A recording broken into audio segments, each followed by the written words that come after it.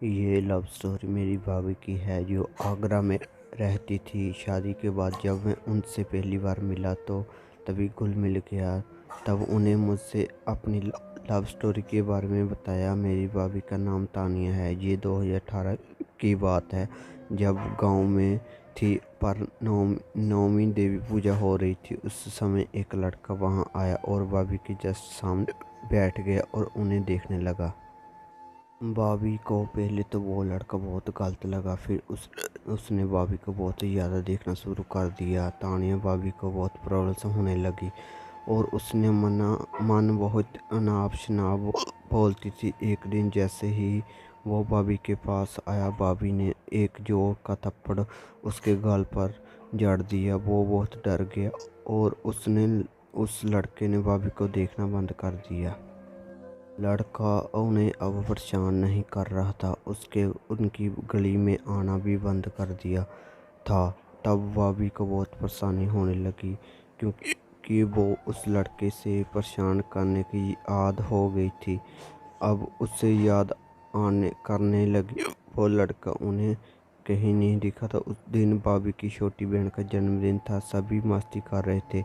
भाभी भी ऑलमोस्ट उसे बुलाने वाली थी, लेकिन उसी दिन वो लड़का फिर आ गया और आते ही उससे भाभी को हाय कहा। इस बार भाभी ने कुछ नहीं कहते हुए उसे हाय का जवाब दिया। इसी से वो लड़का समझ गया कि कुछ तो बात है। फिर मेरी भाभी के भैया आए और बोले, अरे अमन, तू यहाँ क्या कर रहा है? चल थोड़ी बर्थडे में हेल्प कर। तो वो लड़का हेल्प करने लगा।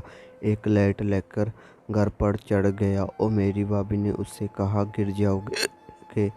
तो उसने कहा, तुम ही तो हो सही मुझे संभालने के लिए।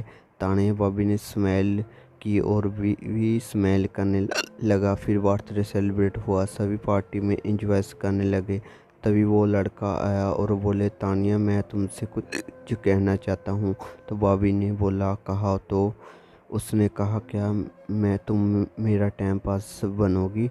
तो भाभी ने कहा, क्या कह रहे हो? तो वो लड़का पहले डरने लगा और उसने बोल दिया, आई लव यू तानिया, मैं तुमसे बहुत प्यार करता हूँ, तुम मेरी ज़रूरत हो। भाभी तो पहले ही सी उससे प्यार करती थी, लेकिन फिर भी बोल दिया, सोच कर बताऊँगी, तुम अपना फ़ोन नंबर दे दो। और 2 दिन बाद भाभी ने बोल दिया, I love you.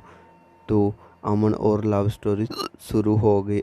After 6 month भाभी की शादी तय हो गई। वो और लड़का दोनों अलग हो गए। इसी गम में भाभी ने अपने हाथ पर उनका नाम चाकू से लिख डाला और ये सुनते ही उस लड़के ने भी हाथ पर नाम डाल दिया।